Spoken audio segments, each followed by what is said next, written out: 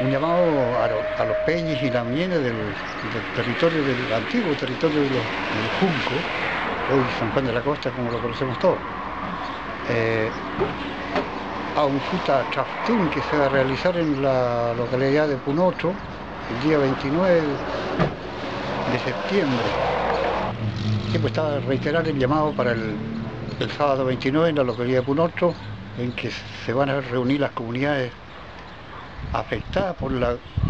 esta escalada de acaparamiento de agua por parte de particulares y empresas privadas, y además la concesión minera también, con la cual estamos todos afectados de una y otra manera. Entonces es necesario que las comunidades se pongan en estado de alerta y logren también informarse sobre la situación de qué está ocurriendo, puesto que hay una comisión de hermanos que están trabajando en el tema y están tratando de buscar al máximo la información para entregárselo